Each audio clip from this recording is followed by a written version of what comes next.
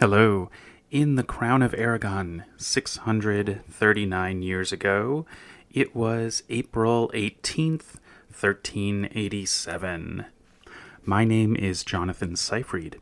I'm a PhD candidate in history at the University of New Mexico, and this is the Historian's Notebook, a podcast about how history gets made. Season 1 is titled Molt cara compagnona. We're looking at a document from each day of the first year of the reign of King Joan I of Aragon and Queen Violante de Bar. Let's begin today's document.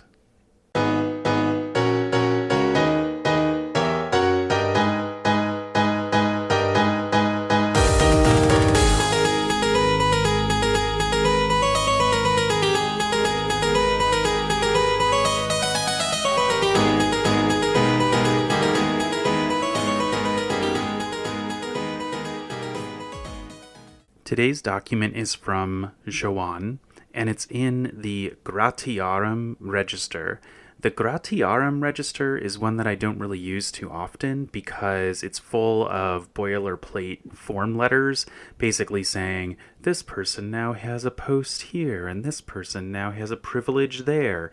And it's really hard to find documents in that register that relate to my research question. And actually, this particular document might not relate to my core research question all that much, but it's a super interesting one. I became aware of it due to the work of Benjamin Gamble, who I've mentioned so many times on the podcast. His book about the anti-Jewish riots of 1391 and the royal response to them really is deeply archival. And in his chapter on Joan and how Joan responded in 1391, he gives a whole lot of background about how Joan interacted with Jewish communities around the Crown of Aragon, as well as with individual Jews. And on page 205, Gamble is giving background to the kinds of privileges and authorities that Joan granted to the Jewish aljamas. And Joan, really did a lot more than his father did to give Jewish leaders authority and autonomy. And this particular document, at the beginning of the reign, is one which hands over a large amount of authority to one of the Jewish leaders in Zaragoza. And that particular leader is quite famous in medieval Jewish philosophy. His name is Hasdai Crescas. And he was a contemporary of Maimonides, as well as other Iberian Jewish philosophers that have really remained quite prominent in the history of Jewish philosophy. So in this particular document, Joan is granting Hasdai Crescas a lot of authority over certain cases that come up. And I think it has to do, I'm not the one that thinks it. Gamble interprets this document as relating to the disruptions that dissent and political opposition can cause within the Jewish aljama. So what Gamble is saying is that Hasdai Crescas was a leader of kind of like an oligarchic elite that had political control over the aljama, and occasionally there were troublemakers who contested that power. And in this situation, Joan, the king, is basically backing Hasdai Crescas and the existing establishment that rules over the aljama in Zaragoza, and giving them the authority to prosecute those that are being very disruptive. Now, Gamble doesn't get into a whole lot of detail on this, and actually he's citing this document from Isaac Bayer, who I think probably did get into a lot more detail about the internal controversies in the Zaragoza Aljama at this time. So I don't really know the details, but it is part of this larger arc that Gampel presents about Joan, which is that in Joan's youth, he was very cruel to particular Jews that he suspected of stealing the communion wafers out of Christian churches. And this whole thing was a pretty common conspiracy theory that would go around in a lot of different communities around Western Europe during the Middle Ages. A very persistent suspicion that Jews were obsessed with stealing communion wafers, which just has so little basis in reality. It really is out there in terms of, did this even ever happen one time? Like, ever? It just is has gone down in history as a real delusion on the part of Christian majorities with Jewish communities in their towns and cities as religious minority communities. So Joan got swept up into that whole conspiracy theory and decided he was going to, do some investigations and interrogations, and he at some points had physically tortured Jews to try to get them to confess. And it was actually his father who wrote to him, and this is when Joan is in his early 20s, saying, "Son, what are you doing? This is really, you're just out of control here." And Joan, of course, young, rebellious, pushed back on that. But then what Gampel says is that over the course of Joan's life, he really probably just had some additional conversations with Jewish intellectuals and prominent people in the kingdom. He employed Jewish minstrels in all of his musical concerts that he loved to attend, at times 3 concerts a day, as has been mentioned by several historians. So I think that what Gampel is trying to say is that Joan really tempered that initial kind of youthful streak, and he then became somebody who often took the side of Jews when conflict came up. And we've already seen that in some of the previous documents. So this document here really corroborates some of the others, and also Gampel's interpretation that Joan turned into a defender of Jewish communities once his reign began. And maybe we could find evidence of that earlier on, but that was outside of Gampel's scope of inquiry. Now, does that mean that Joan did everything he could to put a stop to the violence that broke out in 1391? Gampel's answer to that is a firm negative. He really judges Joan harshly, that he could have done more and just did not. We have seen plenty of evidence already that Joan struggles to get his subordinates to follow his orders.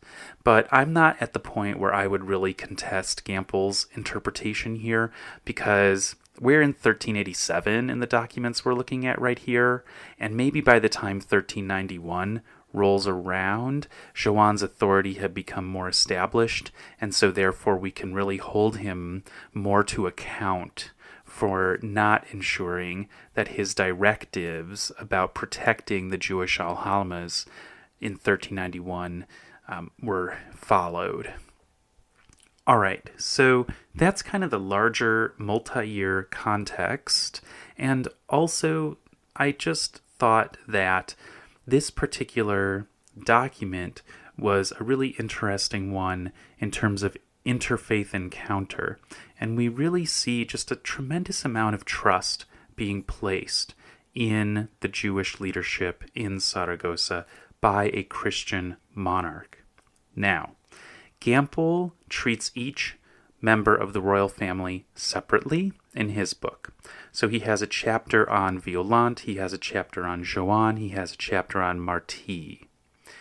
And it's, I think, within the scope of my research project to think about these moments where Joan intervenes in the relations between Jewish, Muslim, and Christian groups within designated or bounded regions or municipalities, and then how Violante intervenes. And maybe if we take kind of a longer view than just focusing on 1391 like Gampel does, and a longer view than just focusing on 1387 like I do, if we take a longer view, then maybe what we can see is Joan and Violante developing more of a coordinated approach, that they basically have, they might be working in tandem. They might have a strategy, a set of orientations in terms of how they problem solve when it comes to the interfaith conflicts that often arose in the Crown of Aragon.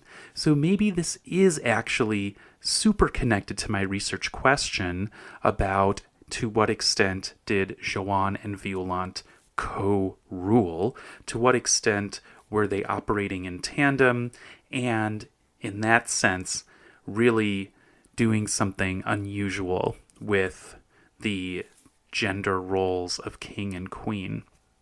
So it is possible that this document is a piece of that puzzle that perhaps another historian might take up the baton from me and take on that longer view and use the interactions between religious groups in the Crown of Aragon and how Joan and Violante reacted to them as a way to get a new, different kind of angle on how Joan and Violante interacted with each other and established and perpetuated a kind of partnership in their monarchy. So, just because a document doesn't seem to fit in the moment doesn't mean it won't be seen as something quite revealing in later research. One thing to pick up on with this particular document is the AI usage. So what was really interesting was that when I put this through my usual routine, because I didn't have OpenClaw work with this register, when I put it through my usual routine, at the end of it, Claude said that this document was about granting legal rights to Hasdai Crescas and basically matched up with Gampel's interpretation of the general sense of this document. So, point in favor of the large language model for arriving at the correct overall understanding of the document and its context. However, there was a glaring mistake. Somehow, the large language models working together, Gemini and Claude, they came up with the idea that Valencia was mentioned in this document. Don't know where they got that from, but they just couldn't let go of it. And so, in the end, we have Claude saying that this is probably about Valencia, and that is even though Claude had found information about Hasdai Crescas and put that in a footnote and said, this is somebody who's been written about a lot. And Claude had access, even on the Wikipedia page for Hasdai Crescas, Claude had access to location information about this person, but couldn't quite take the step of eliminating Valencia as a misread of something else in here and correcting the location in its understanding of where this document pertained to. So it's a great example of what's known as the jagged frontier. The jagged frontier of these large language models in terms of their capabilities. They're really good at some things, and then they just blunder on things that you wouldn't expect them to. I think a really good example of this is something that I read about. I can't remember where, so I'm not able to cite it. But basically, there's this prompt that went around about, I think maybe a couple months ago, and somebody had put into the large language model chatbots, "Hey, I need to go to the car wash. It's only 2 blocks away. Should I drive or walk?" And the chatbots respond, "Oh, you should totally walk because it's really great to get exercise and it's only 2 blocks away." Completely missing the whole idea of why somebody goes to a car wash. So that is a funny one that I'm sure is going to be corrected by the large language model administrators, the corporations that do these. They don't like those embarrassing little things, so they hard code sometimes in order to avoid repeats of that. So that's just one example, though, of the jagged frontier. And then today, with the work that I did on this document and the work that the large language models did on this document, we see another example of the jagged frontier. And with that, thanks for listening to this episode of the Historian's Notebook, Season 1, Molt cara companiona. If you are leaving with more questions than you arrived with, I've done my job, because remember, the motto of the Historian's Notebook is dissatisfaction guaranteed.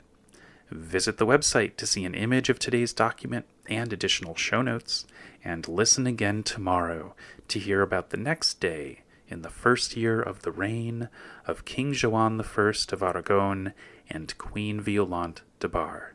In the meantime, take care.